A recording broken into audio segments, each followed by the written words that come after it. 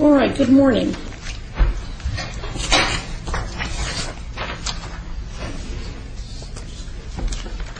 This is under indictment 08-04-0441. Counsel, your appearance, please. Good morning. Assistant Prosecutor Mike Luciano for the state. And Cheyenne M. Pushamurel, would you state your name for the record, please? Your attribute for the record, please. Cheyenne Matilda Cushman L. on behalf of the Marrakesh Empire Aboriginal Law. All right.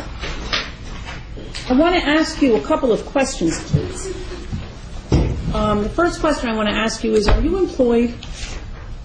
Objection, ma'am. This hearing is supposed to be about jurisdiction. This court has no jurisdiction. The court has no jurisdiction to determine its own jurisdiction for a basic issue in any case before a tribunal. Well, if I have no jurisdiction to determine my own jurisdiction, how are you going to get that issue resolved? Listen, this case in this courtroom is a culpable, incompetent court of jurisdiction. You can't, according to federal case law, you can't set another hearing to reach and determine your own jurisdiction. As I've stated for the record plenty of times, I'm only handling threat, duress, and coercion, and because the prosecution falsely holds my property, and I'm here to clarify that matter. Other than that, I'm here under threat, duress, and coercion. It is completely against federal case law. It has power to act, and a court must have the authority to decide that question in the first instance. That's Rescue Army versus Municipal Court of Los Angeles. A departure by a court from the recognized and established requirements of law, however close apparent adherence to mere form and method of procedure, which has the effect of depriving one of a constitutional right, is in excess of jurisdiction. You have the flag right behind you, ma'am. May I interrupt you for a moment, You please? may not, ma'am. Then Objection. would you, when you're done speaking, would you let me know so that I can ask a question? I'm not obligated to answer any questions, so I have no intentions of answering any question. Well, I'll ask it anyway, and then I'll ask it anyway, and you can decide what you want to say. Thus, where a judicial tribunal has no jurisdiction of the subject matter on which it assumes to act, its proceedings are absolutely void in the fullest sense of the term, Dillon versus Dillon. Courts enforcing mere statutes, as it is to my understanding, that this is a statute, not a constitutional violation of law. In fact, one of the hearings I had with you, you said people are not charged with constitutional violations. I don't understand how you could be enforcing statutes and you have the Constitution, the U.S. flag behind you, as if you hadn't taken an oath to uphold the Constitution. Courts enforcing their statutes do not act judicially, but merely ministerially. Thus, no judicial immunity, and unlike courts of law, do not obtain jurisdiction by service of process, nor even arrest and compelled appearance. Boswell versus Otis. I've been here 3 or 4 times under threat, duress, and coercion. Prosecution doesn't even have folders in front of him. He has no objections. He has nothing to say. He cannot prove jurisdiction. This court should have been dismissed this case. This is a culpable court of incompetent jurisdiction. The fact that petitioner was released on a promise to appear before a magistrate for an arraignment, that fact is circumstance to be considered in determining whether the first instance there was a probable cause for the arrest. Monroe versus Popper. There is no discretion to ignore the lack of jurisdiction. Court must prove on the record all jurisdiction facts related to the jurisdiction asserted. A universal principle, as old as the law, is that proceedings of a court without jurisdiction are a nullity and its judgment therein without effect either on person or property. This case has already been put before the federal court and you will be receiving a notice of removal very shortly. This court has no jurisdiction. Prosecution can't prove jurisdiction. This case shall be dismissed, and it will. Did you file a notice of removal with the federal court? Yes, you will be receiving it shortly. All right. Well, when I receive it, I will rule on it. This is my question to you, however. Are you employed?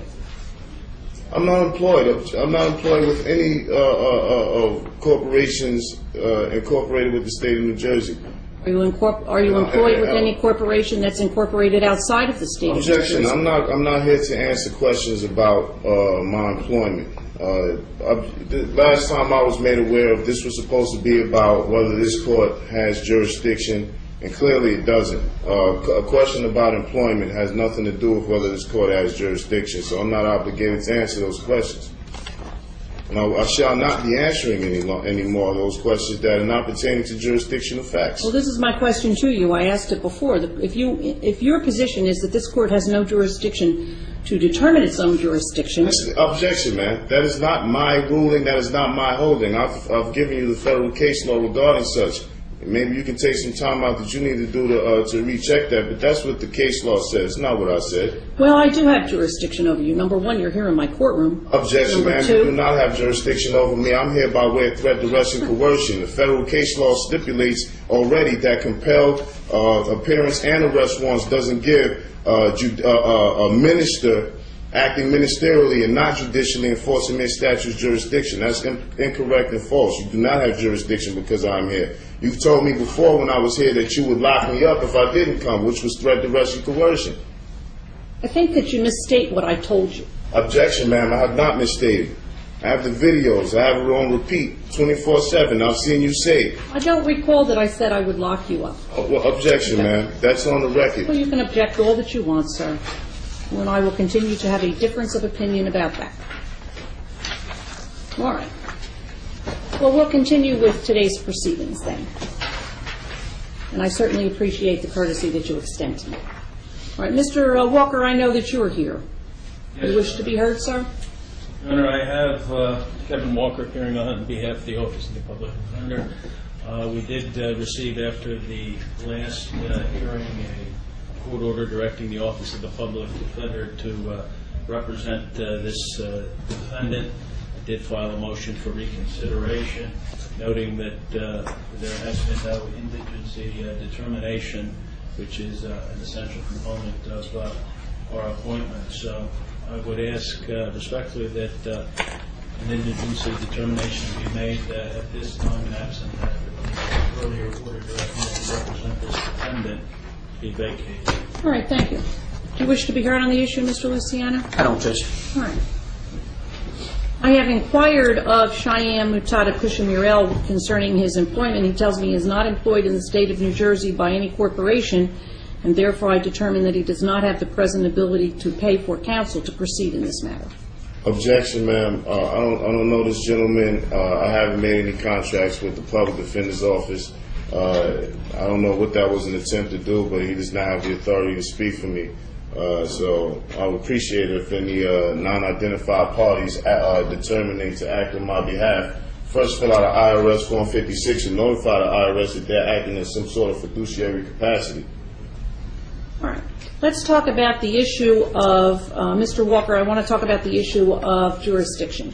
One of the issues that has been raised in this case and has been raised over and over again that really needs to be determined before we can proceed with it is with regard to jurisdiction.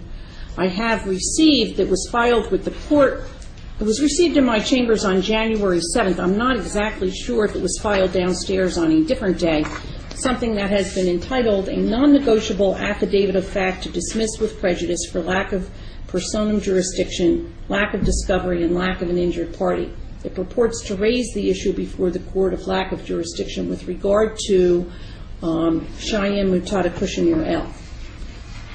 Despite what Cheyenne Mutada Kushamurel says, this is not an application to the court to dismiss anything with anything. There are certain ways, as you are aware, Mr. Walker, to bring issues before the court.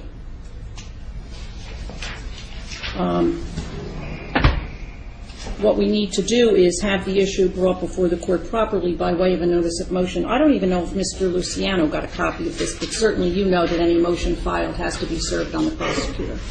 How much time does your office need in order to do that? And did you receive a copy of this? Judge, I have not received a copy of that, and before I address that issue, I would respectfully request that you inquire into this defendant's assets to see whether he has a present ability to retain private counsel. Well, he tells me he isn't employed by a corporation, so... Objection. This is obscene. Sir? This is a conversation that I'm having with Mr. Walker, not with you. And the way you didn't want me to interrupt you, I would like you not to interrupt me or Mr. Walker. Objection. This man cannot speak for me, man. I hadn't filled out any public defender's applications nor contracts to agree to that. You cannot force me against my consent to have someone who has